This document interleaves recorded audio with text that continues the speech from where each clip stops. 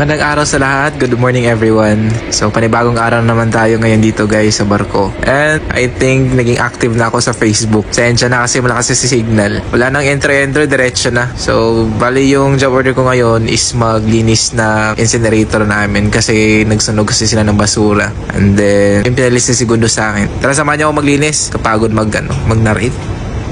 Ayun, sinimulan ko na maglinis ng incinerator namin. So guys, yung mga video ko guys is na shoot na ito matagal na. And na-edit ko. Tapos in-upload ko, bali schedule lang yung pag-upload nito. Kaya kung nakita nyo to ngayon, bali nangyari na ito matagal na. So per week yung compilation ko ng video ko. Bali yung araw-araw na ginagawa ko, kinukompile ko para maging 1 week siya. At ma-edit ko. So ito yung mga ina-upload ko.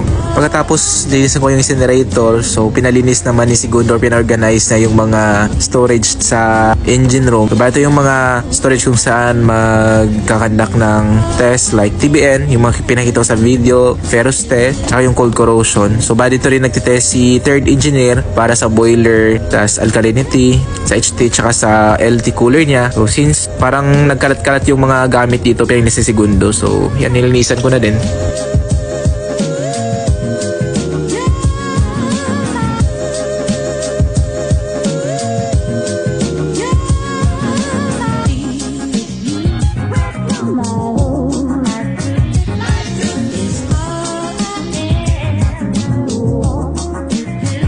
Pagkatapos malinisan, so nagkalga kami ng chemical ni third engineer para sa HT at saka sa LT niya, freshwater tank. Sa LT expansion tank pala to.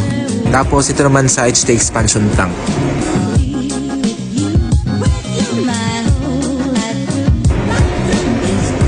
Next naman na karga namin is yung sewage treatment plant. So base sa third na nagkarga niyan. Lakas pa yan.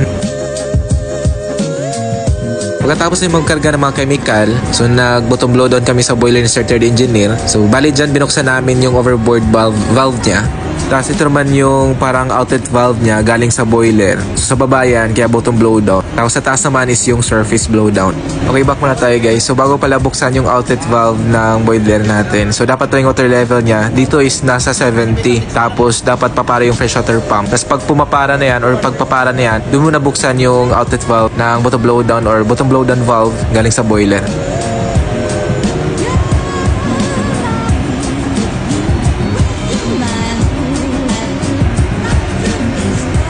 Pagkatapos buksan, so mag-count kami ng 30 seconds para malabas talaga yung mga solid particles na nasa ilalim ng boiler namin. Then after 30 seconds, sarado na yung valvula. Tapos kapag sarado na yan, so automatic mag-fill up na yung tubig galing sa cascade tank. So fill out na yung tubig sa boiler. Tapos hintayin namin na mag-70 ulit yun. Tapos pagpapara na yung pump, so buksan ulit namin yan. So bali 3 times namin ginagawa yan, yung blow down, tsaka yung surface.